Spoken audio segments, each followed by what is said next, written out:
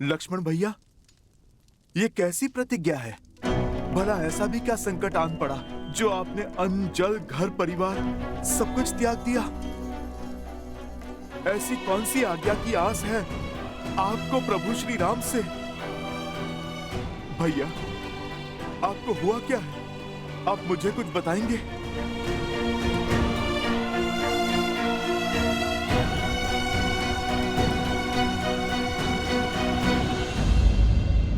लक्ष्मण भैया, मैं इस अयोध्या में केवल प्रभु श्री राम का सेवक ही नहीं, अपितु संपूर्ण रघुकुल का सेवक हूँ। लक्ष्मण भैया, मित्र नहीं तो सेवक समझकर ही अपनी व्यथा बता दीजिए। हनुमान जी, आप ही के कारण तो ये लक्ष्मण युद्ध भूमि में मृत्यु के मुख से पुनः जीवन को प्राप्त कर पाया था। स्वयं को मेरा सेवक कहकर मुझे पाप का भागी मत बनाइए। आपका स्थान तो इस रघुकुल में मुझसे 100 गुना ऊंचा है। प्रभु श्री राम जिस रूप में आपको मिले हमें कभी न मिल पाए। कितने अभागे हैं हम। मैं अपनी व्यथा से आपको चिंतित नहीं करना चाहता, केवल इतना कहूंगा कि इस समय भैया को आपकी अत्यंत आवश्यकता है। ऐसा क्या हुआ लक्ष्मण भैया जो बात आपको कचोट रही है, मेरे प्रभु को पीड़ा दे रही है? उसके विचार मात्र से मैं चिंतित हो उठा हूं भैया। अब शेष है तो केवल इस समस्या का हल, इस संकट का निवारण। क्या इस समस्या का निवारण ढूंढ पाएंगे आप? लक्ष्मण भैया, राम काज करने के लिए तो मैं कुछ भी कर सकता हूँ। असंभव से असंभव संकट हल किए हैं मैंने, आप तो सब जानते हैं लक्ष्मण भैया। बताइए लक्ष्मण भैया, आप मुझे बताइए क्या है आपकी समस्या? भैया से कोई भेंट करने आया था हनुमान जी, जिसके पास भाभी माँ की मुद्रिका थी।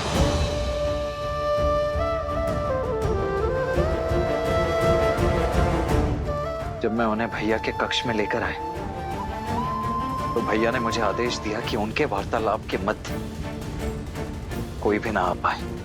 लक्ष्मण, हम दोनों एक महत्वपूर्ण चर्चा में हैं। जब तक ये समाप्त ना हो तब तक कोई इस कक्ष के भीतर नहीं आएगा। फिर क्या लक्ष्मण भैया, किसी ने प्रभु की आज्ञा का निरादर किया?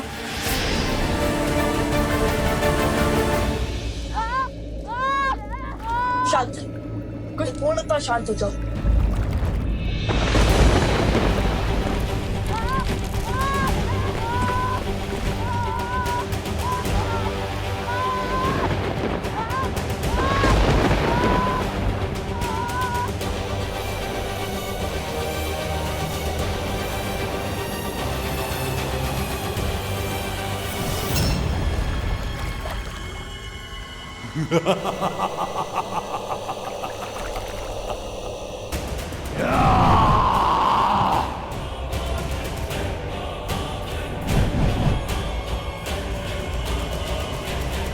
कितना सुंदर क्षण है। अयोध्या के कल लव कुश मेरे पाश में फंसी गए, वो भी इतनी सरलता से। अद्भुत। अच्छा, तो तुम हमें पहचानते हो, तो फिर ये भी ज्ञात होगा कि हम तुम जैसे कई असुरों का काल बन चुके हैं। बीते कल की नहीं, इस क्षण की बात करो मूर्ख बालको। तुम्हें फंसाने में मुझे एक क्षण नहीं लगा। इतनी बड़ी बड़ी बातें करते हो, कदाचित तुम समझे नहीं कि तुम किस माया की चपेट में हो। इसलिए तुम्हारी आंखों में भय नहीं, विद्रोह है, युद्ध की ललक है।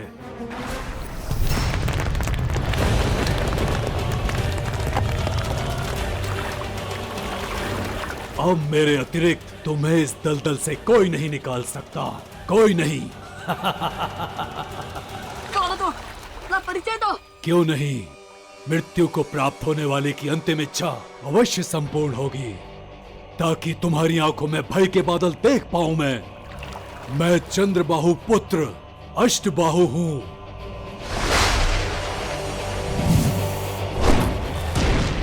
सहस्त्रमुख रावण का पौत्र अष्टबाहु।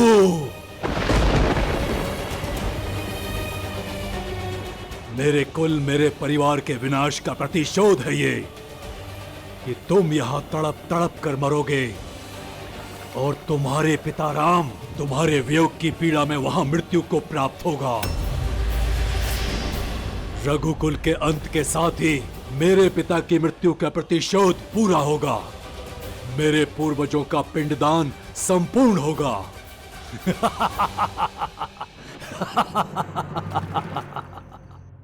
क्या लक्ष्मण भैया, आपके प्रवेश करते ही वो कक्ष से लुप्त हो गए? लक्ष्मण भैया, आपने उन्हें पहचाना नहीं? पहले कभी देखा नहीं?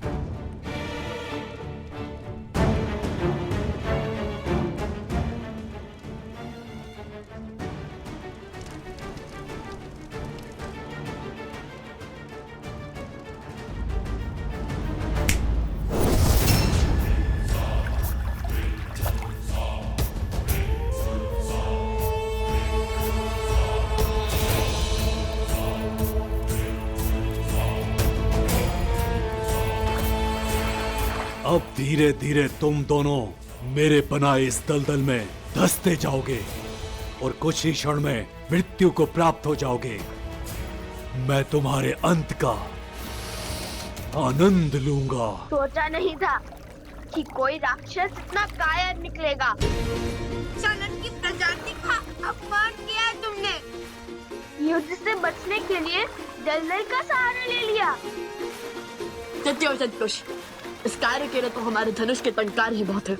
अच्छा, तो तुम्हें लगता है तुम मुझे अष्टबाहु को युद्ध में हरा पाओगे?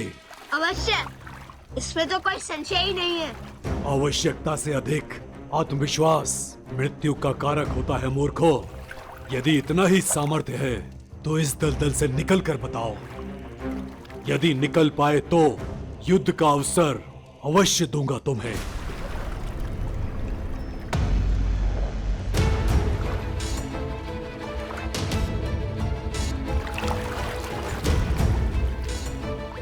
मूर्ख, कोई लाभ नहीं होगा इस वस्त्र का। यहाँ आसपास कोई वृक्ष नहीं है जिस पर लटक सको।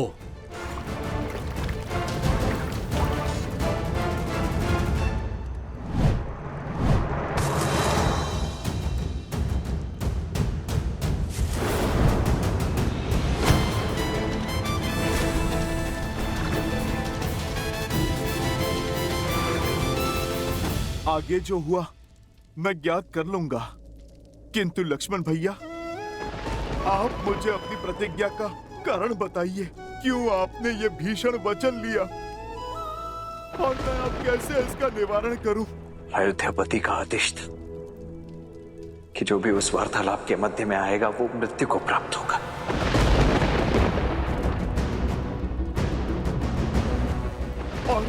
और अयोध्या को बचाने के लिए आपको भीतर जाना पड़ा।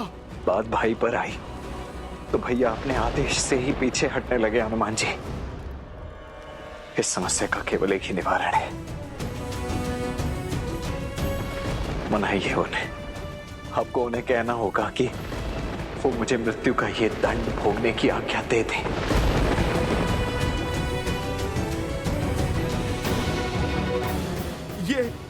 ये क्या कह रहे हैं आप लक्ष्मण भैया?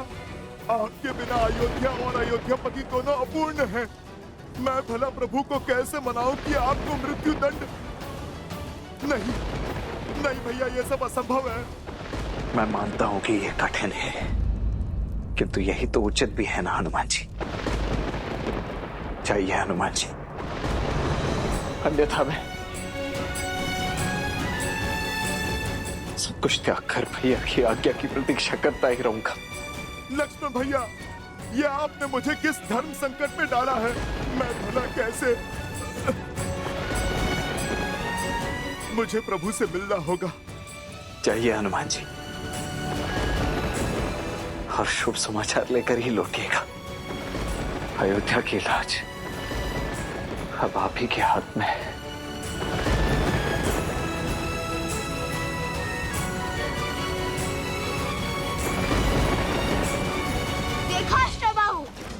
सियाराम के पुत्र लवकुश है असंभव को संभव कर देते हैं।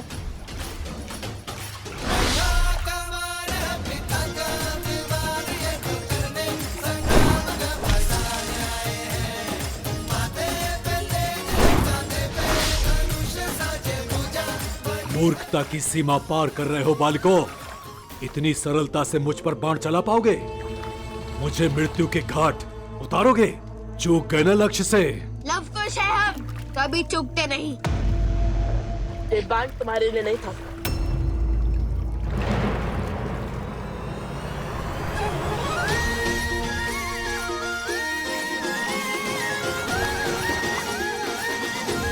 कुश,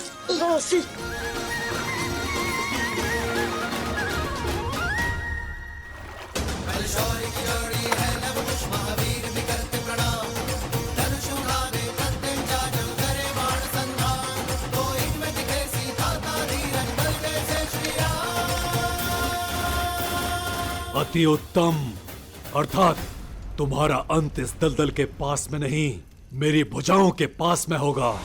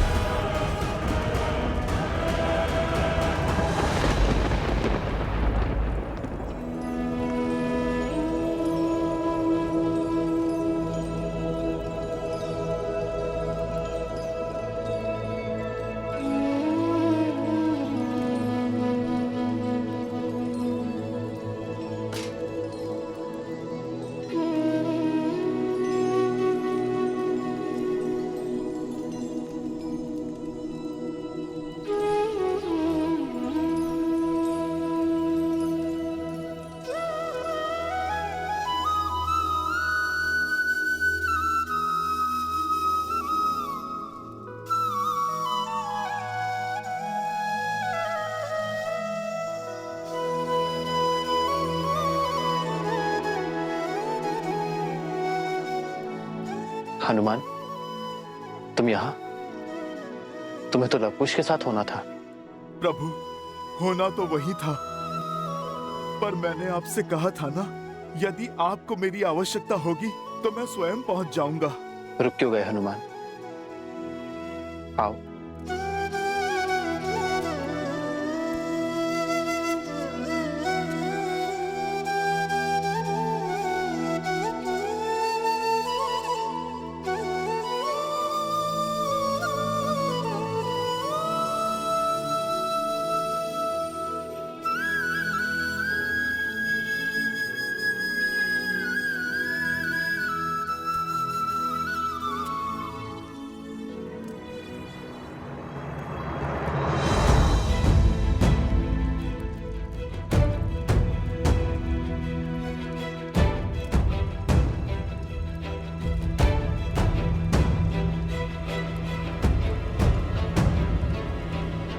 लक्ष्मण, यहाँ?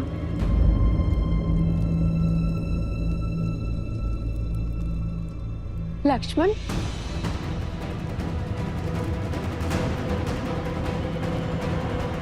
माता। पुत्र, यहाँ क्या कर रहे हो? यूं मुकुट हटा के शून्य भाव से कोई समस्या है? लक्ष्मण, बोलो ना पुत्र, क्या हुआ?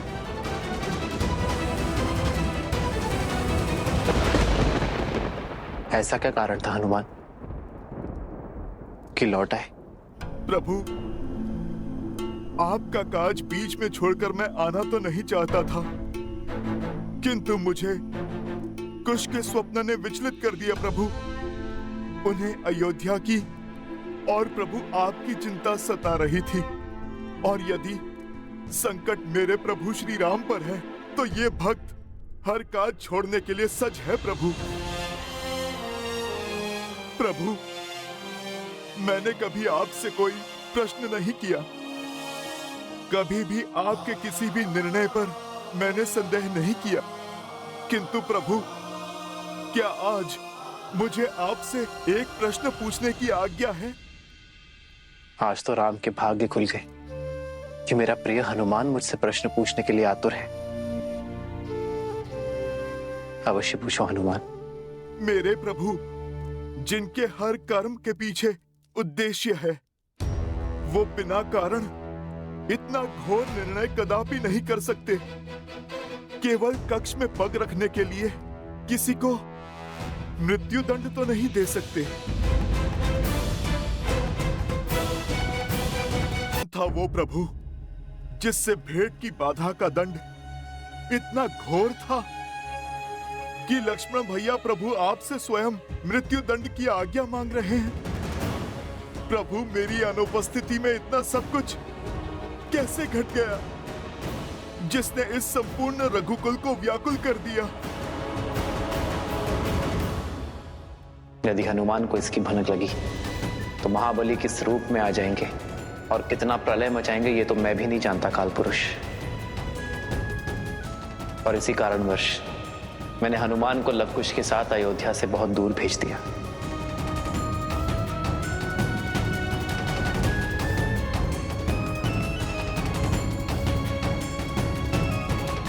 यदि मैं इस प्रश्न का उत्तर ना दे सकूं तो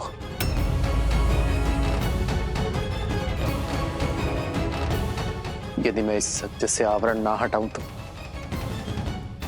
तुम क्रोधित तो नहीं होगे ना हनुमान? प्रभु मैं तो आपका सेवक हूं, इस रघुकुल का दास हूं। आपसे क्रोधित होने का अधिकार मैंने प्रभु स्वयं को कभी नहीं दिया। यदि प्रभु आप उत्तर नहीं देना चाहते तो फिर कोई बात नहीं, आपका ये मौन भी बहुत कुछ कह गया है प्रभु। बड़े मीठे शब्द चुनते हो हनुमान। समस्या का निवारण केवल बल से ही नहीं बुद्धि से भी करने में सक्षम हो तुम। आशा करता हूं कि वचन की उन बेड़ियों से भी परिचित हो जिनसे ऊपर मैं भी नहीं हूं। मैं समझता हूं प्रभु, सब समझता हूं। प्रभु मैं बस आपसे ये कहना चाहता हूं कि जो घट चुका है उसे मैं बदल तो नहीं सकता। नहीं, मैं आपको ये कह सकता हूं कि लक्ष्मण भैया जो आज्ञा मांग रहे हैं वो उन्हें दे दीजिए, क्योंकि यदि मैं भी आपके स्थान पर होता तो अपने अनुज को मृत्यु के मुख में कभी नहीं डाल पाता। किंतु प्रभु मेरे यहाँ ना रहने पर जिस नियति ने अपना चक्र इतने घोर रूप से चलाया है कि आज बात मेरे लक्ष्मण भैया के जीवन पर आ गई। मेरे प्रभु श्री राम प्रश्नों के घेरे में खड़े हो गए प्रभु, जिसके कारण आज काल की छाया इस अयोध्या पर पड़ चुकी है। मैं वचन देता हूं आज के पश्चात ऐसा कुछ भी नहीं होने दूंगा जिसके कारण मेरे रघुकुल पर, मेरे परिवार पर और मेरे प्रभु श्री राम पर कोई संकट आए।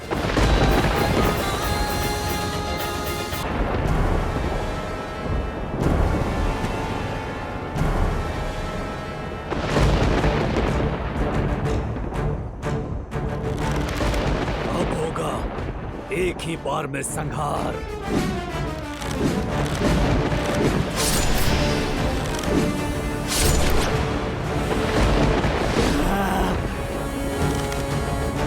नहीं कुश, नहीं, इसे अपने बाहुबल पर बहुत अहंकार, इसलिए हम इससे पहले इसके अहंकार को तोड़ेंगे।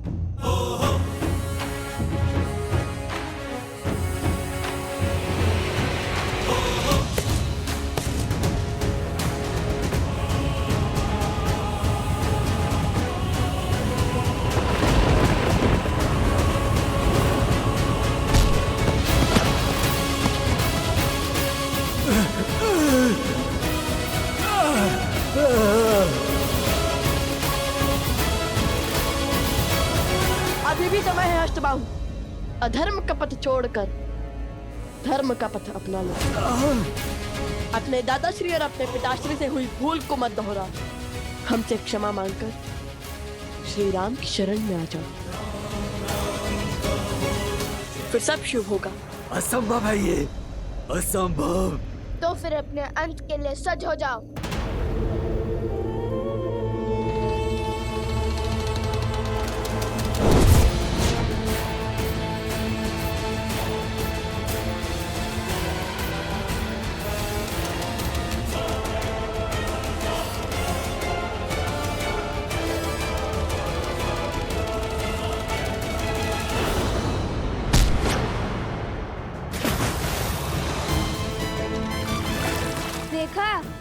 औरों के लिए दलदल बनाता है, स्वयं भी उससे बच नहीं पाता है।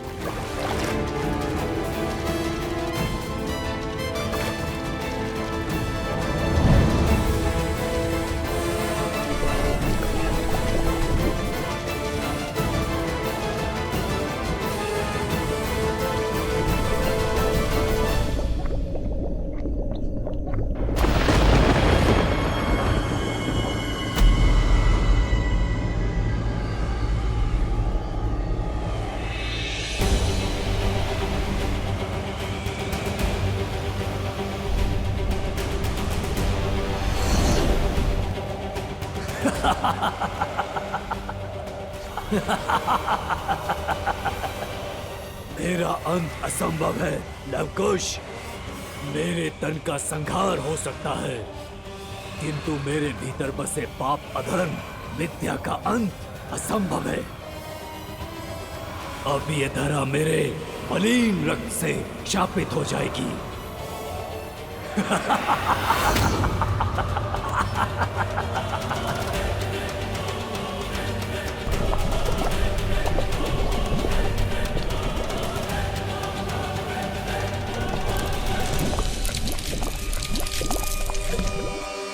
भैया, इसकी मलिनता का दंश उन निर्दोष गांव वालों को भी भोगना पड़ेगा। इस दूषित जल से वो मृत्यु को प्राप्त हो जाएंगे।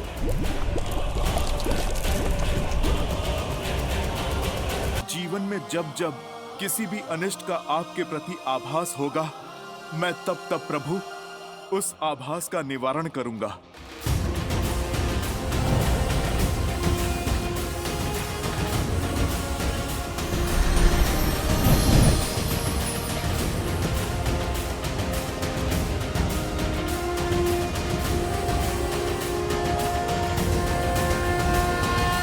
प्रभु, जब तक मैं लवकुश की यात्रा पूर्ण करवाकर पुनः न लौटाऊं, तब तक मेरे ये प्रतिबिंब आठों पहर अयोध्या की चारों दिशाओं में पहरा देंगे, नगर की रक्षा करेंगे। प्रभु, जय महावीर हनुमान, जय जय महाबली हनुमान।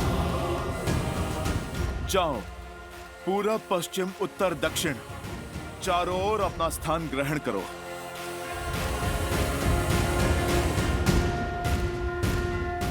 जय श्री राम। जय हनुमान ज्ञान गुण सागर, जय कपीस तिहु लोक उजागर। रामदूत अतुलित बल धामा, अंजनी पुत्र पवन सुत नामा। राम दुआरे तुम रखवारे, होत न आज्ञा बिनु पैसारे। आपन तेज समारो आगे, दीन लोक हाथ गए काबे। लाल देह लाली लसे, मरुधरि लाल लकूर। वज्र देह दानव तलन, जय जय जय कपीसु। आज्ञा दीजिए प्रभु, आपका अपूर्ण कार्य पूर्ण करके मैं शीघ्र लौटता हूँ। यशस्वी भव हनुमान। दुर्गम काज जगत के जेते, सुगम अनुग्रह तुम्हारे देते। और मनोरथ जो कोई लावे, सोई अमित जीवन फल पावे।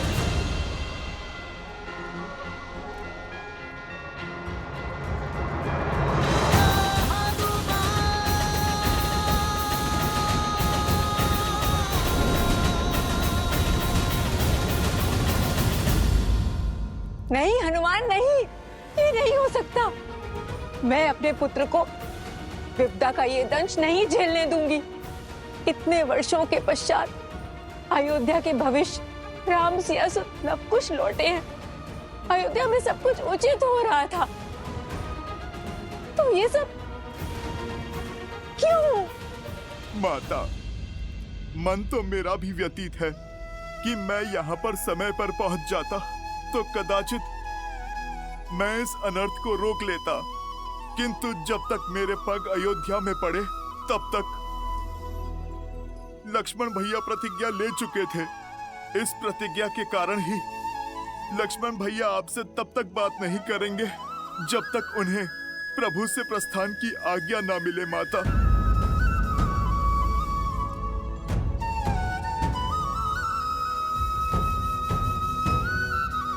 माता, आप अपने आंसू पोंछिए और अपने सौभाग्य पर गर्व कीजिए। आपने तो ऐसे पुत्र को जन्म दिया है जिसका जितना गुणगान करें उतना ही कम है। लक्ष्मण भैया जैसे भाई कदाचित पुनः कभी इस पृथ्वी पर जन्म नहीं लेंगे। ऐसे वीर और आज्ञाकारी अनुज तो अनेकों पुण्यों के पश्चात प्राप्त होते हैं, जो अपना सर्वस्व लुटाने को सज्ज हैं, अपने परिवार के लिए, अपने भाई के लिए।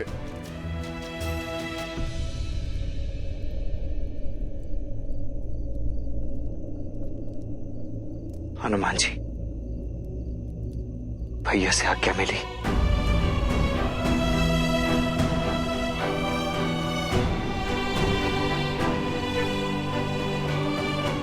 नहीं लक्ष्मण भैया, क्षमा करें, किंतु मैं ये नहीं कर पाया, क्योंकि यदि मैं भी प्रभु श्री राम के स्थान पर होता तो मैं भी कभी अपने अनुज को। लक्ष्मण, ये कैसी हट है? तुम कहीं नहीं जाओगे, समझे? राम का निर्णय 100% उचित है, इसमें अधर्म का कोई अंश नहीं है।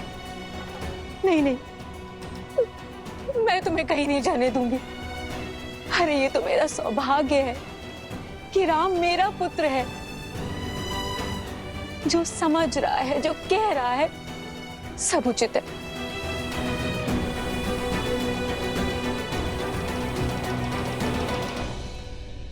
हनुमान जी, अभी माता आहत है, भाव में बह रही है,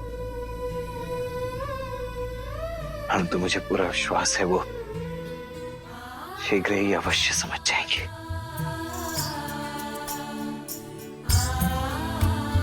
अब आप मुझे आज्ञा दीजिए लक्ष्मण भैया, मुझे राम काज के लिए जाना है।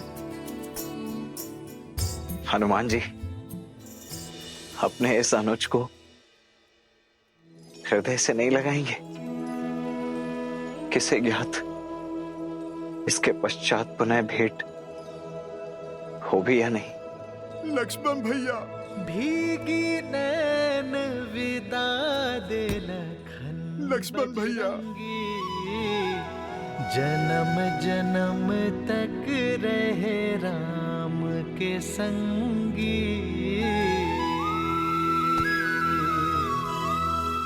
ये सब आप दोनों के कारण हुआ है। आप दोनों ने उस असुर का वध करके उसके रक्त से संपूर्ण धारा को विषाक्त बना दिया है। क्या करें हम? कैसे जिएंगे हम?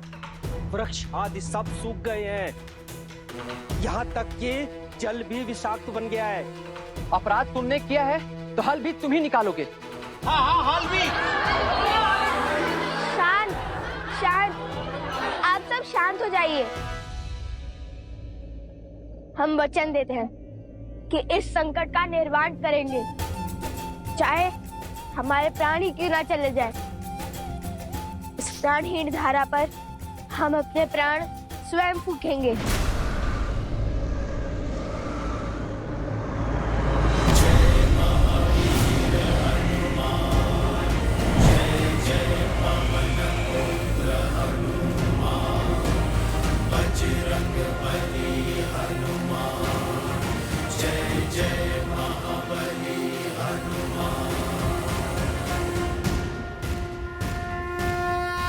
हनुमान जी, अयोध्या में सब शुभ तो है ना?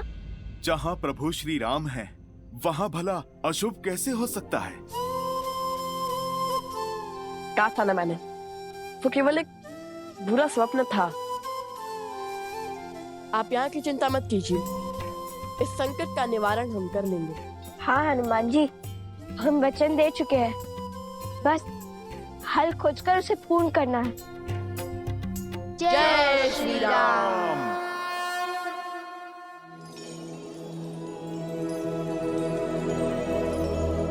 नारायण मन नर की पीर पुकारे, त्याग लखन के रह राम विचारे।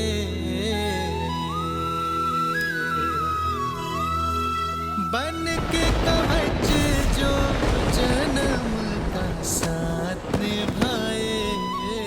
लक्ष्मण। मृत्यु दंड उसे कैसे राम सुनाए।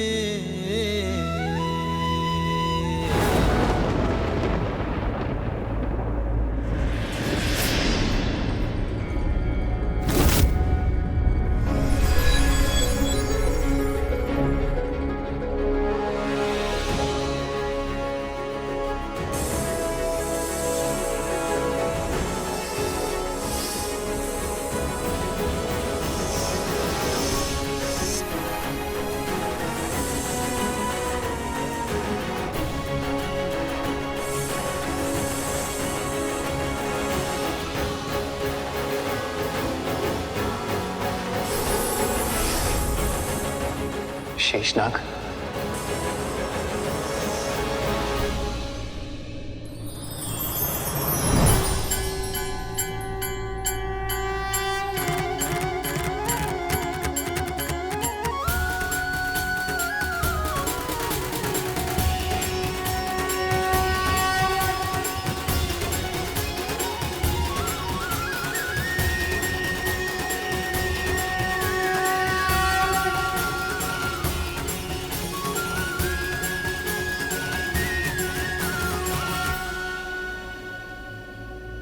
प्रभु, संसार के हर सत्य को जानने वाले नारायण को मैं भला क्या सत्य के दर्पण दिखाऊंगा। अब आज्ञा दे दीजिए प्रभु। धरती पर मेरा कार्य समाप्त हुआ।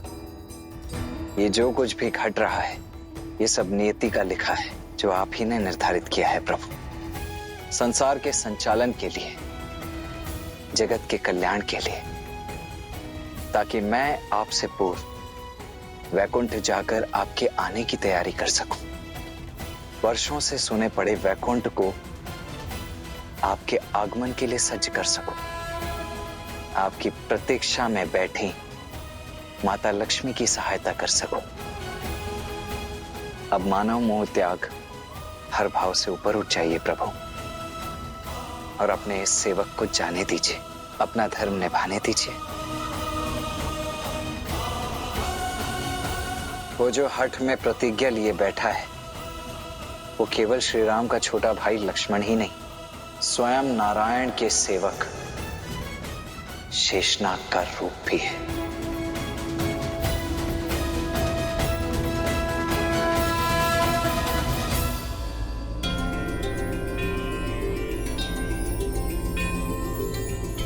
क्या हुआ?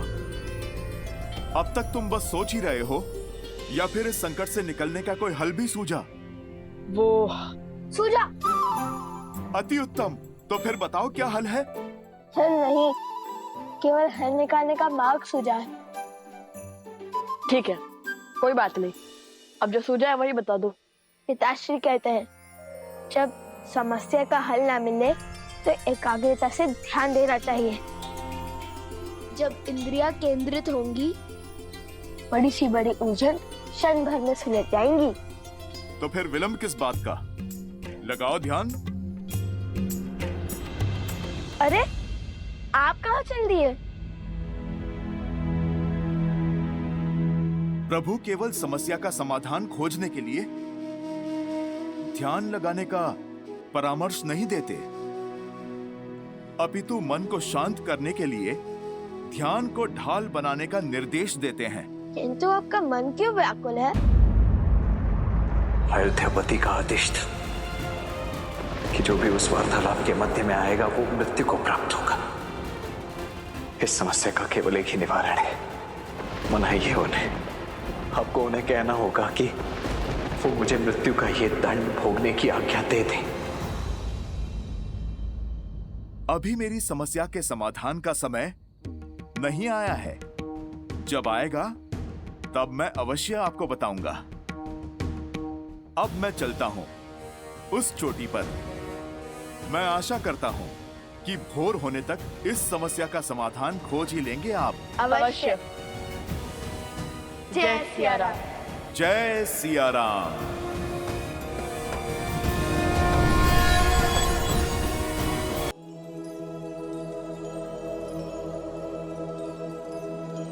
लक्ष्मण, भैया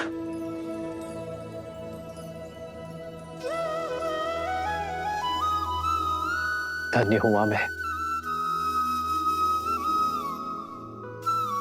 और धन्य हुई अयोध्या कि मुझे तुम जैसा राजानुज मिला, जो तुमने इस धरा पर जन्म लिया।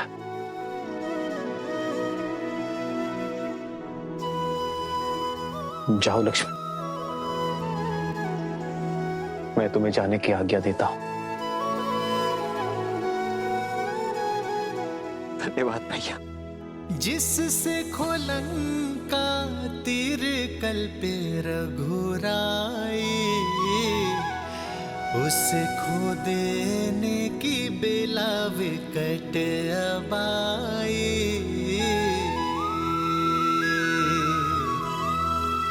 और लगा लखन विलापे यूं रामा, जो दे अनुमति जाए शरीर से प्राणा।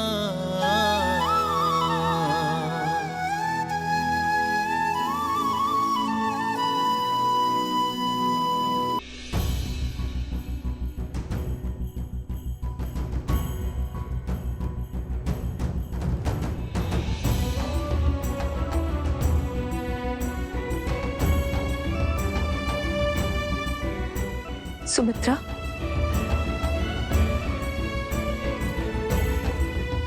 सुमित्रा,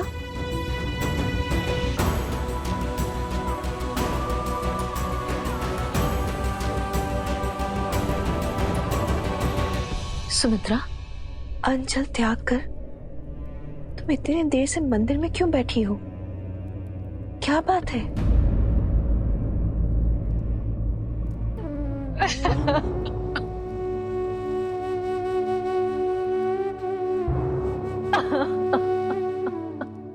बस सुमित्रा, बस शांत हो जाओ। मुझे बताओ क्या हुआ है? क्या बात है? ऐसा कौन सा संकट आ गया अयोध्या पर?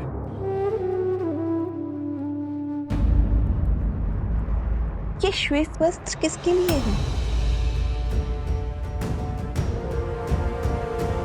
आर्य के लिए।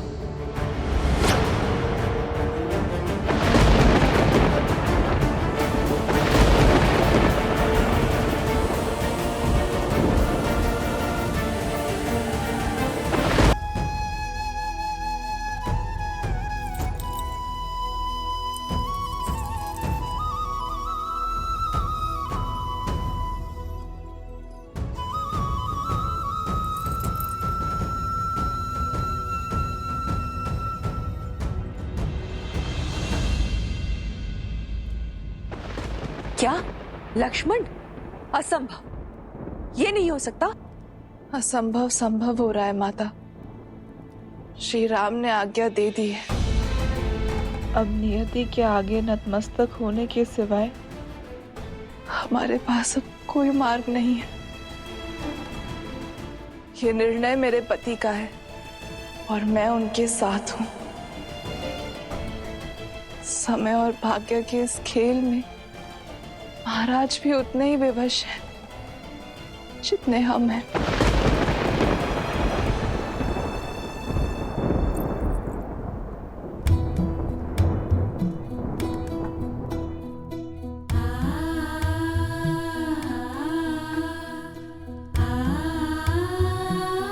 मेरे स्वामी अयोध्या की सुरक्षा के लिए अपने प्राण न्यौछावर कर रहे हैं।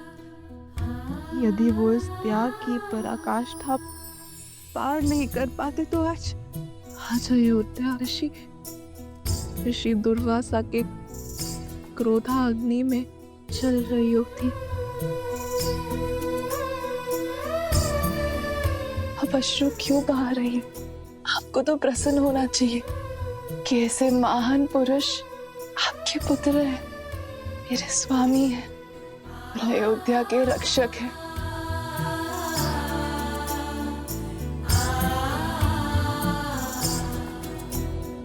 सौभाग्यशाली हो अयोध्या के लिए कि तुम बहने पुत्रवधू के रूप में मिली। तुम चाहे जितना छुपा लो तुम्हारी व्यथा का आभास है मुझे।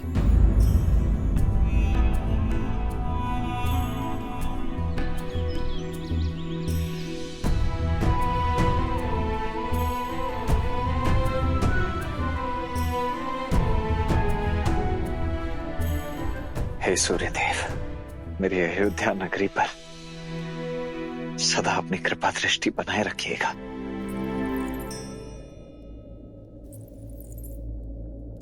उर्मिला,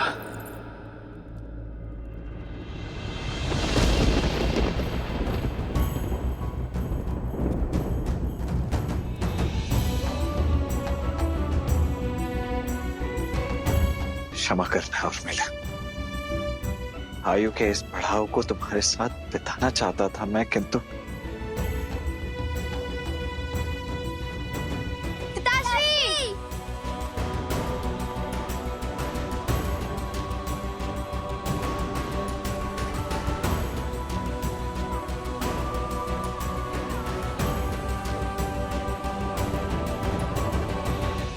ये नगर में क्या बातें हो रही है पिताश्री?